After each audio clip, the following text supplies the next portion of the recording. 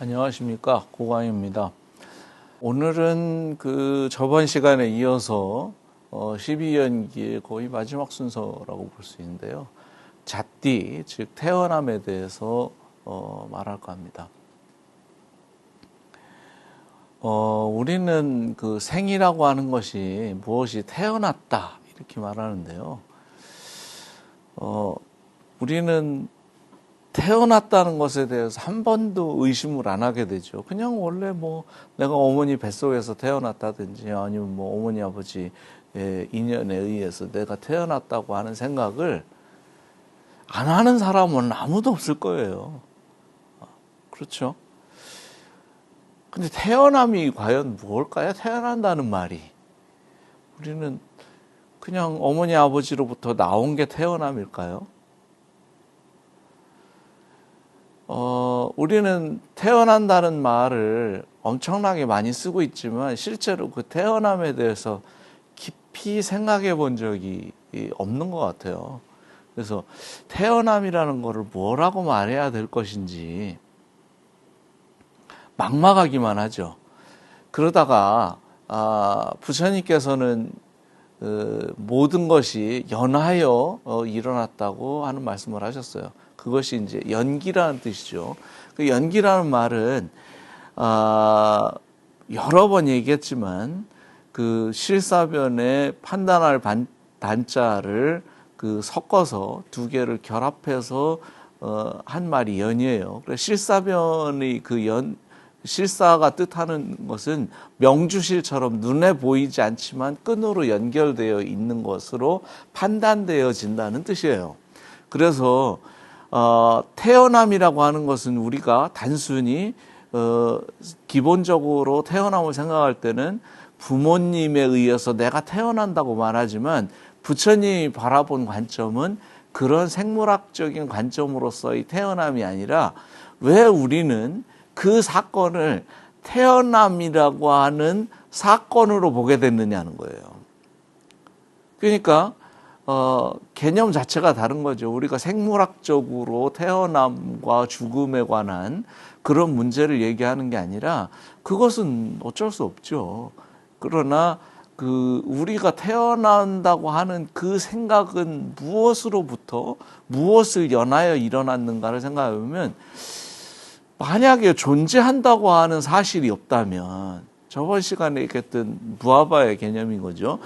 무언가 존재한다고 하는 생각이 없었다면 태어남이라고 하는 생각도 일어날 수 없고 우리는 그것을 태어난다고 바라보지도 않을 거라는 거죠.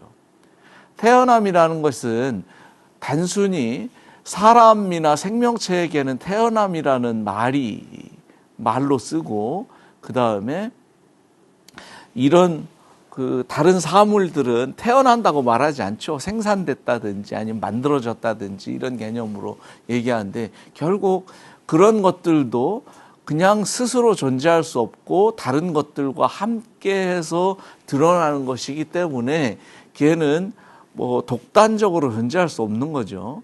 근데 우리는 그것을 독단적으로 존재한다고 생각하고 바라보니까 그런 것에 대한 전혀 의심이 없는 거죠. 태어남이라고 하는 것에 대해서.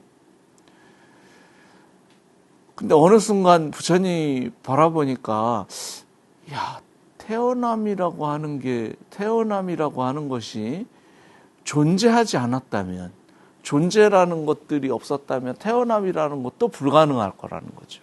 그러니까 태어남은 존재함과 서로 묶여서 생각되어야 될 일인 거지 그거 자체로 태어남이라고 말할 수 없다는 거죠. 그러면 부처님이 설명한 태어남이 무엇인가 하는 정의를 한번 보면 존재를 연한 것이 태어난다는 것인데 무엇을 태어남이라고 말하는가? 저들 각각이 중생의 무리로 저들 각각을 중생이라고 말할 것이다.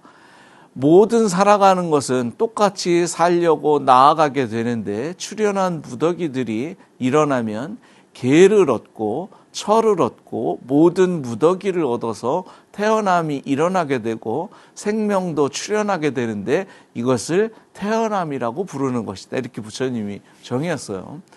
여기서 이제 중요한 말은 뭐냐면, 계를 얻고, 철을 얻고, 재혼을 얻는다. 모든 무더기를 얻는다라는 말이에요. 그게 무슨 말일까요?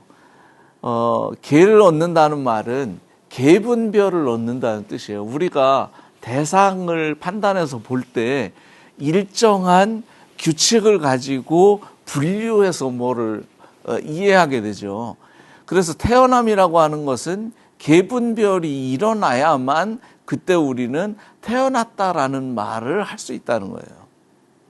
또 철을 얻어야 된다는 말은 어떤 대상이 실제적으로 가상의 장소에서 이렇게 구현되는 사건이 일어나야만 비로소 그 철을 얻었다고 말할 수 있겠죠. 계분별이 안 일어나고 세상이 구현되지 않는다면 이런 무정물이나 이런 것들하고 크게 다를 게 없겠죠. 그래서 태어남이라고 하는 것은, 생명체가 태어난다고 하는 것은 이렇게 세상을 이해하는 세상이 드러나야 되고, 또 그다음에 그것을 판단할 수 있는 계분별이 각각의 영역별로 드러나서 확인하게 되는 계분별이 일어나야 되고, 그렇게 해서 일어난 것들을 기반으로 해서 모든 것들이 온으로, 온이라고 하는 말은 여러 가지 것들이 무더기로 드러나는 거죠. 그래서 이제 이 무더기를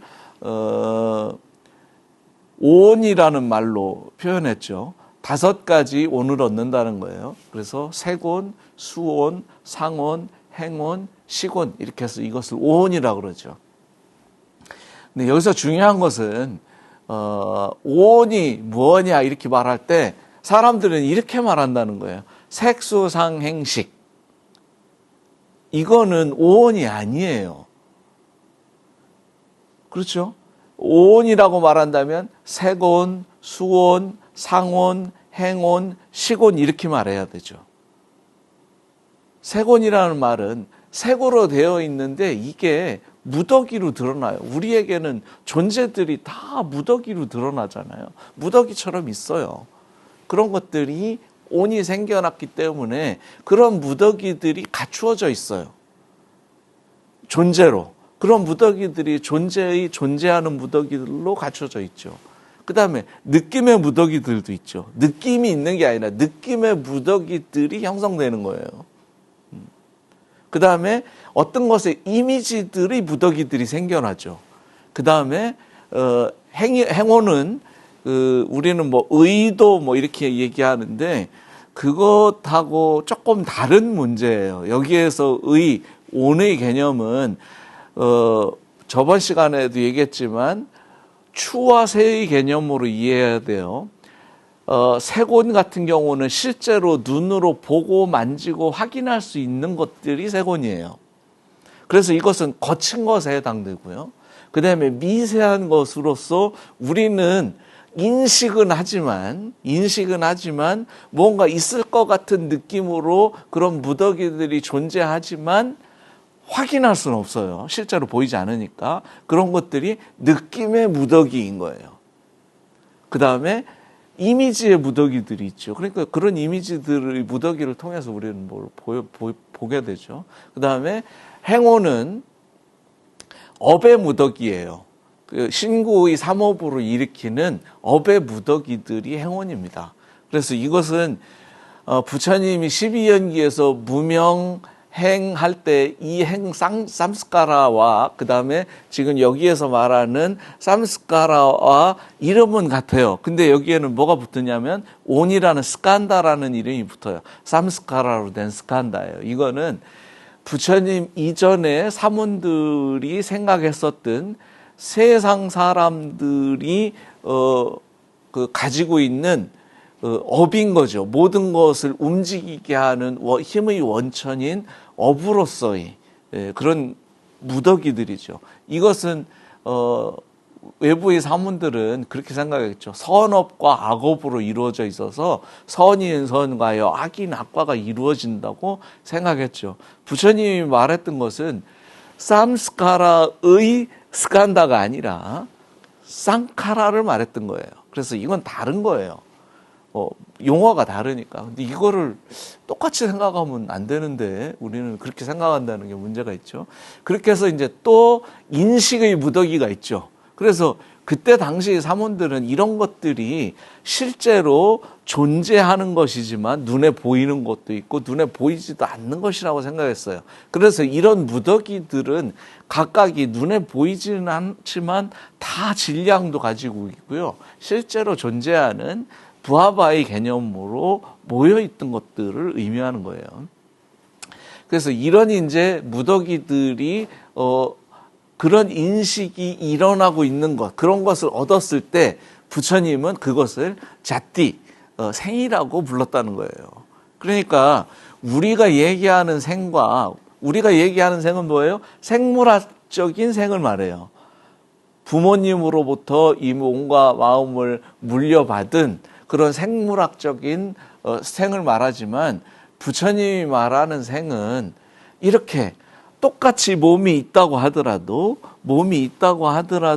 그것이 개와 처와 온이 생성되거나 그것을 얻지 못한다면 그러면 그는 태어났다고 말할 수 없다는 거죠. 우리에게 이런 온처개가 드러나고 있을 때에 비로소 그는 태어났다라는 말을 얻게 된다는 거예요. 즉 다시 말하면 온처개가 드러나지 않는다면 그는 태어났어도 태어난 게 아닌 거죠. 그래서 이렇게 존재한다고 하는 생각이 존재한다는 생각과 함께 태어남은 묶여 있어요. 존재하지 않는다면 어떤 것이 존재한다는 생각이 우리에게 없다면 무엇이 태어날 수 있을까요? 태어날 수 없어요. 불가능하다고. 그래서 태어남은 이렇게 존재라고 하는 것으로부터 서로 한 쌍으로 두 개가 눈에 보이지는 않지만 완벽하게 묶여 있어요. 그래서 태어남이 있다면 존재라고 하는 생각이 밑바탕에 깔려 있다고 볼 수 있어요. 이렇게 태어났다고 하는 생각이 우리에게 얻어지면, 즉 온처계가 얻어지면 그때 비로소 무엇이 생겨나냐면 늙어 죽는다는 생각이 일어난다는 거죠. 늙어 죽는다는 생각이 일어나요. 잘 한번 생각해 보세요. 늙어 죽는다는 게 태어나지 않는다면 늙어 죽을 수 있을까요? 없겠죠. 그래서 늙어 죽음은 태어남과 묶여 있는 거예요. 늙음 독단적으로 있거나 태어남 독단적으로 있을 수 없어요. 태어난다는 생각 때문에 우리는 늙고 죽는다는 생각을 하는 거죠. 내가 태어났다고 생각하니까 늙고 죽는다는 생각을 하게 돼요. 그러나 실제로 우리가 늙음과 죽음을 어떻게 알 수 있을까요? 늙음과 죽음을 판단이나 사실은 할 수 있나요? 예를 들면 엊그제까지만 해도 제가 감기를 심하게 앓았는데 언제부턴가 나았어요. 몇 년, 몇 월, 며칠, 몇 시부터 낫고 몇 년, 몇 월, 며칠에 몇 시에 그 감기가 걸렸을까요? 경계가 분명하지 않아요. 그러면 감기 걸렸을 때는 내가 아니고 감기가 나은 게 나을까요? 그것도 아니에요. 우리는 감기가 걸렸다는 생각을 했기 때문에 감기가 낫는다는 생각도 하는 거예요. 두 가지는 따로따로 있는 게 아니라 같은 것이고 다만 대상을 바라볼 때 그렇게 구분해서 보니까 이렇게 보이는 것일 뿐이에요. 그러니까 우리는 태어났다고 생각하니까 그 태어남이 끝나는 온처계가 사라지는 얻었을 때 태어남이라고 한다면 온처계가 사라지는 것을 우리는 죽음이라고 부르는 것일 뿐이지 실제로 내가 죽어서 죽는 건 아니라는 거죠. 어디까지를 죽음이라고 말할까요? 유교에서는 그 기가 죽어서도 계속 전승된다고 생각하니까 우리가 좋은 명당터에다가 시신을 갖다 묻으면 그 기운이 자손들한테 간다고 생각하는 거잖아요. 그러면은 죽어도 죽은 게 아니네요. 땅속에 계신 거지. 그럼 거기는 죽었다고 말할 수 있나? 지금 의사들은 심장은 막 뛰고 있는데 뇌가 죽었으면 또 뇌사라고 말해요. 그러면 뇌사가 죽은 걸까요? 심장사가 죽음일까요? 정확하게 이해할 수 없어요. 그래서 어떤 게 죽음인지 말할 수 없죠. 그러면 죽은 것도 내가 아닐까요? 죽은 것도 나예요. 살아있는 것도 나고요. 그러면 내가 태어났다고 생각했기 때문에 우리는 죽음이라고 하는 개념으로 세상을 바라보니까 죽음이라고 말하지만 그 죽음도 명확하지 않다는 거죠. 우리가 마치 감기가 걸렸을 때와 감기가 났을 때와 감기를 걸렸을 때와 감기가 났을 때를 구분해서 말하지만 명확하게 구분되지 않는 것처럼 우리에게 태어남도 명확하게 구분되지 않아요. 어머니가 나를 낳았을 때 어머니 몸으로부터 분리됐을 때가 나일까요? 아니면 어머니 뱃속에 있을 때는 내가 아닐까요? 태어남도 구분짓기 어렵죠. 그래서 태어남은 이렇게 태어난다는 생각을 가지니까 우리는 죽음이라고 하는 시점을 생각하게 되는 거죠. 그래서 늙어 죽는다고 하는 그 생각이 그 전에는 부처님도 한 번도 그런 생각을 한 적이 없었죠. 그냥 늙어 죽는데 나는 이 늙어 죽음으로부터 벗어나기를 바랬어요. 그래서 그때 당시의 사람들은 이 늙어 죽는 것으로부터 벗어나서 영생의 삶을 사는 것을 불사의 감노를 얻는다고.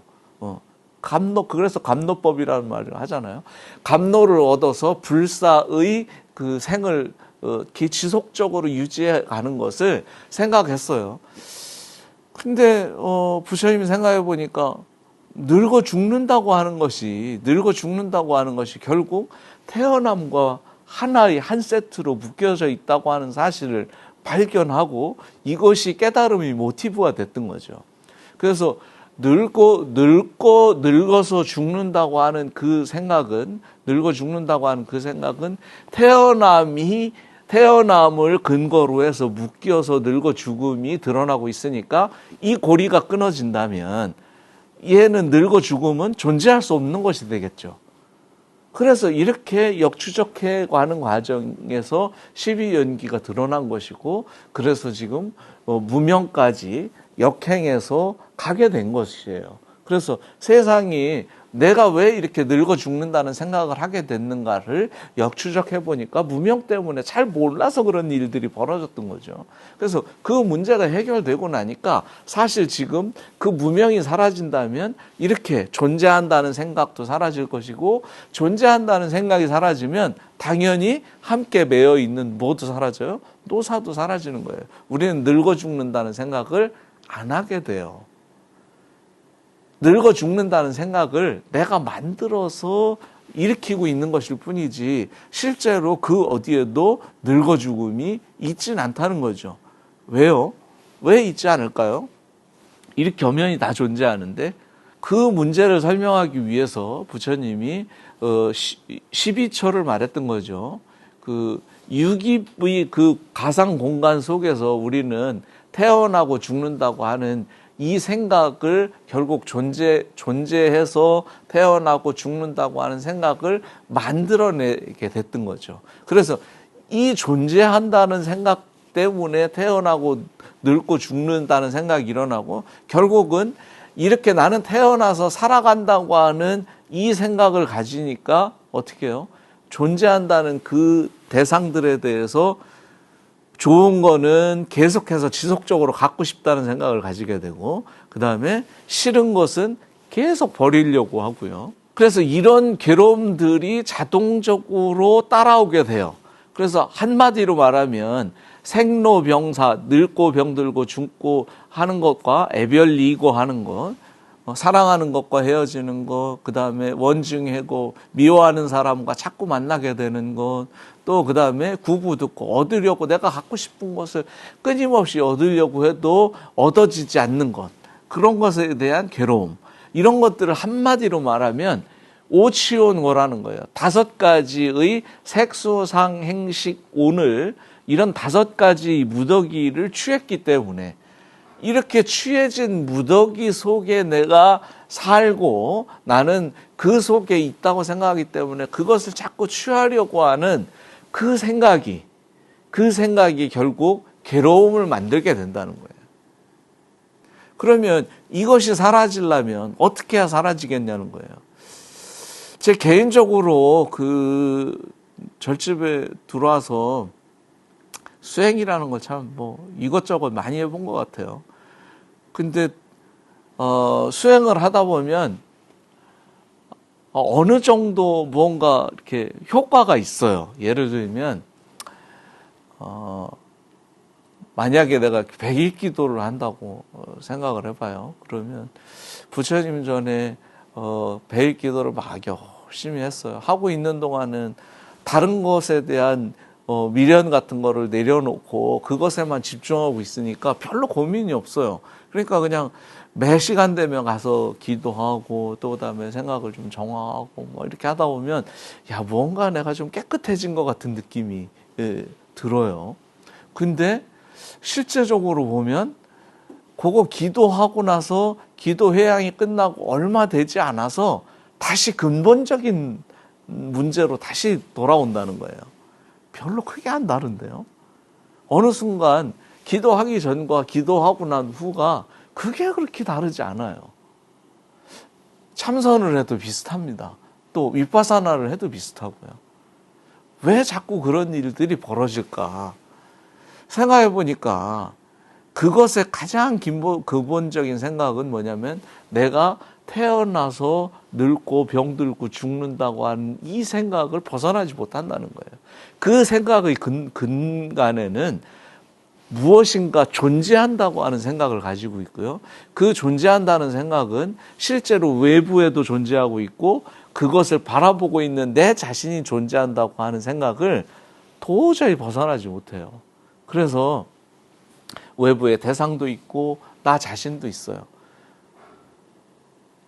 우리가 절집에 가면 그 법당의 그 벽면에 절집에 뭐 소고기도 잘 안 먹는데 시부도가 그려져 있어요. 그렇죠? 소그림이 이렇게 쫙 이렇게 있어요. 근데 거기 보면은 그런 거 있죠. 인구 음악이래 사람도 사라지고 또 소도 사라져요. 우리 깨달음을 이야기할 때 이렇게 이제 소도 사라지고 소는 이제 여기서는 외부 대상이고 도이기도 하고요. 또 그다음에 그 사람이라고 하는 것은 자기 자아를 말해요. 그 두 가지가 사라진다는 거예요. 우리는 이 두 가지가 사라지기 전에는 그 부처님이 말씀하신 이 깨달음을 제대로 이해할 수 없어요. 근데 우리는 대부분 보면 뭐 깨달았다고 하는 사람들이 많이 하는 실수 중에 하나가 뭐냐면 우주적인 나를 말하는 경우가 많아요. 내가 곧 우주고 우주가 곧 나라는 생각이죠. 그래서 이런 것을 사실 따지고 보면 이론론이라 그러는데 몸과 마음으로 나누고 세상과 나로 이렇게 두 개의 주관과 객관으로 나누는 걸 이원론이라고 그러고 이게 통째로 다 하나라고 생각하는 게 이론론이에요. 근데 이 둘 다 사라져야 된다고. 어쨌든 이거는 존재한다는 생각에서 나온 파생된 생각일 뿐이에요. 그래서 본래 존재하지 않아요. 그러한 존재한다는 생각을 일으키게 된 것이 따라가 보면 뭐 때문에요? 취착 때문에, 취 때문에 일어난 일이잖아요. 그래서 취는 가래를 근거로 하고 가래는 느낌을 근거로 하고 있어요. 느낌은 3,4화합된 촉을 근거로 하고 있고 이 촉은 무엇에 근거하고 있어요? 육입이라고 하는 가상 공간이 주관과 객관이 만들어지는 가상 공간이 만들어짐으로 인해서 생겨나는 거예요. 그럼 이 가상 공간을 만들어내고 있는 것은 뭘까요? 식과 명색이죠. 두 개가 마주하고 있을 때 그것을 근거로 해서 가상 공간이 만들어지고 이 세 가지가 다 합해졌을 때 우리는 느낌이 드러나기 시작하는 거예요. 그러니까 우리가 무언가 느낌이 드러나고 있다면 벌써 이것이 다 작동하고 있다고 생각합니다. 우리에게 이렇게 존재한다고 하는 생각이 결국 늙어 죽는다고 하는 생각까지 만들어냈고, 이 늙어 죽는다는 생각이 결국엔 모든 것이 존재한다고 하는 5가지의 오치원을 만들어내게 됐죠. 그래서 색온, 수온, 상온, 행온, 식온을 취착하게 돼요. 그것이 정말 그렇게 있다고 생각하게 된다고. 이게 취란 말이에요. 그렇게 해서 그것을 취착함으로 인해서 생겨나온 괴로움이 우리가 말하는 모든 괴로움들인 거예요. 한마디로 말하면. 그래서 이렇게 온이라고 하는 말이 쌓여지고 무더기라고 하는 말이죠. 온이라는 글자가. 그러면 이렇게 모으고 쌓는 그 일을 하는 게 뭘까요? 그게 집이죠. 그래서 우리 사성제에서 고집멸도 그러잖아요. 괴로움은 집기한 거라는 거예요. 이 집기를 일으키고 있는 것이 12연기를 통해서 어떻게 집기되어서 오온이 만들어지고 오온을 취착하게 되고, 그래서 우리는 괴로움을 만드는가에 대한 설명이었던 거예요. 그러니까 무명이 사라지면 이런 오온을 취착하지 않아요. 색이 있다고 생각하지 않죠. 지금 나한테 보이고 있는 모든 색들은 실제로 실제하는 색이 아니라 어떤 색일까요? 안에 내입처와 외입처가 서로 만나고 있을 때에 유깁처에서 만들어내고 있는 가짜 환상인 거죠. 자아도 가짜로 만들어내고요. 실제 대상도 가짜로 만들어내요. 그래서 마치 무슨 생각을 갖냐면 내가 세상을 바라보고 있다고 하는 생각을 만들어내고 내가 이 소리를 듣고 있다고 생각한다는 거예요. 이런 주관과 객관의 이원적인 구조로 구현해내서 우리한테 보여지고 있는 것이지 실제로 그렇게 존재하지 않는다는 거죠. 생명체들이 각각이 가지고 있는 그 감각기관 또 감각 정보들의 그 상이함에 따라 세상은 다르게 보입니다. 우리가 보고 있는 것을 물고기도 똑같이 보고 있을 거라고 생각하고, 내가 보고 있는 것을 새가 똑같이 보고 있을 거라고 생각하지만 전혀 그렇지 않아요. 감각기관이 달라지면 세상을 보는 정보도 달라지고 처리하는 방식도 달라져요. 우리는 잘 한번 생각해 보세요. 우리는 렌즈 2개 가지고 있죠. 양쪽에. 우리 눈은 렌즈 2개 가지고 있어서 이거를 가지고 포커싱을 만들어서 평면 그림을 입체적으로 이해하는 거예요. 근데 잠자리 같은 거는 겹눈을 가지고 있어요. 아주 작은 렌즈들이 엄청나게 모여져 있어요. 우리는 평면적으로 이해하지만 이 잠자리는 여러 개의 눈을 360도로 다 회전해서 보고 또 그 다음에 동시에 입체적으로 구현해낼 수 있어요. 우리는 어떤 것에 집중해서 볼 수 있는 능력은 뛰어날 수 있지만 전체적으로 이 앞에 있는 것만 보지 뒤에 뭐가 있는지 무슨 일이 벌어지는지 몰라요. 그러면 입체적으로 이해하고 있는 것이 훨씬 나을까요? 아니면은 이렇게 포커싱을 가지고 있는 게 나을까요? 어떤 게 낫고 안 낫고 이 문제가 아닌 거예요. 우리가 보고 있다고 해서 내가 보고 있는 것을 모든 사람이 다 똑같이 보고 있고 모든 생명체가 다 똑같이 보고 있는 건 아니라는 거죠. 그래서 이런 것들은, 이 깨달음들은, 부처님이 깨달은 이 12연기에 대한 깨달음은 세상이 망한다고 해서 이 깨달음이 사라질까요? 아니, 안 사라져요. 언제 사라질까요? 생명체가 사라질 때 사라집니다. 여러분들이 무슨 생각을 가지냐면 중생의 시각에서는 이렇게 생각해요. 본래 있던 세상에 내가 태어났어요. 내가 보고 있는 이 세상이 본래부터 있었어. 그렇죠? 그 세상이 있었고 내가 부모님의 그 힘을 빌어서 내가 태어나가지고 이 세상에, 원래 그렇게 생긴 세상에 내가 태어나서 살다가 나만 죽고 세상은 그대로 남는다고 생각해요. 생각을 한번 전환해 보세요. 내가 태어나서 세상을 취착하고 오온이라고 하는 것을 취했기 때문에, 오온이라는 것을 취했기 때문에, 색수상행식의 무더기들을 취했기 때문에 내가 아는 세상이 드러났고, 그렇죠? 내가 그것을 온처계를 버리는 순간 내가 알던 세상도 동시에 사라지는 거예요. 그래서 우리가 살고 있는 이 세계는 하나의 사건입니다. 이것을 법화경에서는 일대사 인연이라고 그랬어요. 하나의 커다란 사건인데 이게 인과 연으로 이루어진 사건이라는 거예요. 즉 우리는 하나의 사건이 처음에 우리가 태어나서부터 죽을 때까지 하나의 사건이 연속되고 있고요. 아직 사건 안 끝났어요. 이 사건은 언제 끝나겠어요? 내가 죽는다고 하는 온척해가 사라지는 그때 그 사건이 끝나고 내가 아는 세상도 그때 사라져요. 근데 우리는 본래 있던 세상에서 내가 태어나서 나만 죽는다고 하는 생각을 가지고 사니까 괴로운 거예요. 그러니까 이 생각을 버리면 괴로움은 사라질 수 있겠죠.